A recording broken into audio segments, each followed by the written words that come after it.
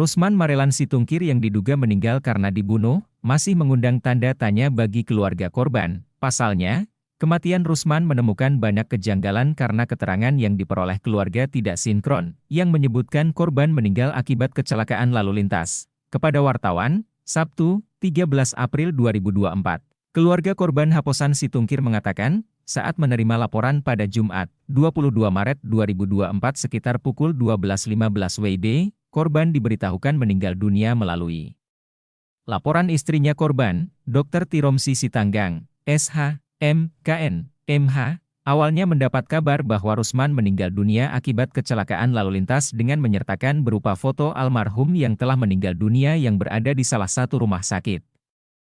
Kata Haposan Situngkir sedih, mendengar informasi itu, keluarga meminta agar dilakukan visum karena terdapat luka pada bagian wajah korban yang sudah diperban. Anehnya lagi pada bagian tubuh lainnya tidak terdapat luka apapun seperti kaki dan tangan, olehnya keluarga menjadi curiga, karena bagaimana mungkin Rusman Marelan Situngkir dapat dikatakan meninggal akibat kecelakaan lalu lintas, sedangkan keterangan yang diterima keluarga melalui istrinya. Korban menceritakan bahwa suaminya kecelakaan lalu lintas di Jalan Gaperta Medan, padahal dalam tubuh korban tak ditemukan luka-luka lain seperti memar sekalipun. Atas dasar kecurigaan tersebut disarankan untuk dilakukan visum akan tetapi istri almarhum keberatan dan menolak, ungkap Haposan Situngkir. Ditambahkan Haposan, permintaan visum 2 kali diajukan oleh pihak keluarga abang maupun adik korban akan tetapi tidak disetujui oleh istri korban. Selain itu, Haposan Situngkir dan Anggiat Situngkir sempat melakukan upaya pengumpulan keterangan di lokasi kejadian Jalan Gaperta Medan.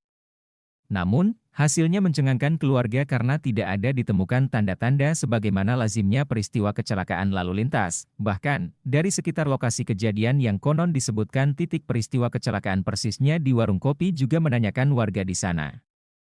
Herannya tak satupun warga yang tahu kejadian laka lantas itu seperti laporan istri korban kepada keluarga. Lebih jauh, Haposan Situngkir dan Anggiat Situngkir juga menggali informasi tetangga korban sebuah tempat salon. Lagi-lagi tidak ada yang tahu peristiwa kecelakaan lalu lintas itu, namun, keterangan berbeda diperoleh keluarga dari seorang tetangga berinisial UC yang pernah mendengar suara teriakan korban yang meminta tolong. Teriakan itu didengar sekitar pukul 9 WIB meminta tolong.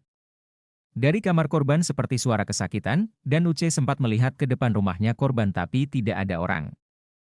Sekitar pukul 12 WIB ibu itu minta tolong mengangkat bapak itu ke mobil bersama kemenakannya, bahkan UC menyampaikan bahwasannya kami sudah ditanyai polisi, besok kami disuruh ke kantor, ujar Haposan menirukan ucapan UC. Fakta lain diutarakan Haposan Situngkir yang mengatakan hubungan rumah tangga antara korban dengan istrinya, Tiromsi Sitanggang. Disebutkannya bahwa selama ini sudah kurang baik. Keterangan itu didengar langsung oleh Haposan Situngkir dari korban semasa hidup. Di mana pada 24 Februari 2024 saat mengunjungi kerabatnya, Marga Manik, di Jalan Flamboyan 3 Medan, korban menceritakan kepada Haposan Situngkir dan dari cerita tersebut sempat membuatnya heran, ngerinya bang. Ngamuk adikmu maksudnya istri Rusman, ditumbuki, dipukuli, aku, sampai goyang gigiku ini 2 dan bibir sebelah dalam luka. Kata Haposan menirukan cerita pilu korban seraya menunjukkan giginya yang dipukul. Selain dipukuli, imbuh Haposan, korban juga dicakari istrinya hingga membuat badannya memar bekas cakaran. Setelah ditumbuki dicakar juga, ucap Haposan menirukan korban sambil membuka bajunya. Lalu, Haposan menyampaikan kepada korban kenapa tidak melawan atau melaporkan ke kantor polisi. Ah biarlah di situ saya bilang pisau itu saja bikin biar mati sekalian, ujar Haposan menirukan ucapan korban lagi. Kemudian, pada 10 Maret 2024, korban juga pernah curhat soal prahara keluarganya kepada Haposan saat pulang kampung ke Kabupaten Dairi, Sumatera Utara.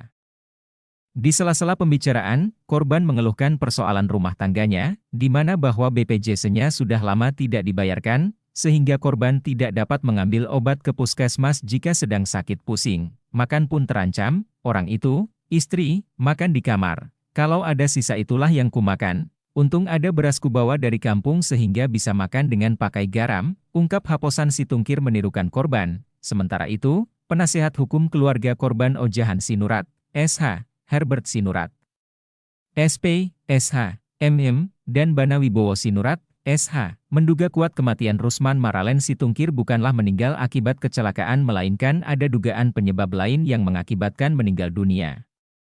Ojahan Sinurat mengatakan tindakan yang dilakukan kliennya untuk melaporkan kejadian tersebut merupakan langkah yang sangat tepat, sekalipun istri korban tidak melakukannya. Kita tidak menuduh siapa pelaku maupun pembunuhnya, biarkanlah proses hukum yang mengungkap dan menyeret pelakunya ke meja hijau untuk mempertanggungjawabkan perbuatannya jika memang terbukti nantinya, kata Ojahan Sinurat didampingi Herbert Sinurat dan Bana Wibowo Sinurat. Pihaknya juga berkeyakinan serta mendorong Polsek Medan Helvetia, Polrestabes Medan akan mengusut tuntas perkara tersebut secara profesional. Ojahan Sinurat menyebutkan, kliennya telah resmi membuat LP pada tanggal 27 Maret 2024 dengan nomor LP B1513-2024 SPKT Polsek Medan Helvetia, Polrestabes Medan, Polda Sumatera Utara, Sumut.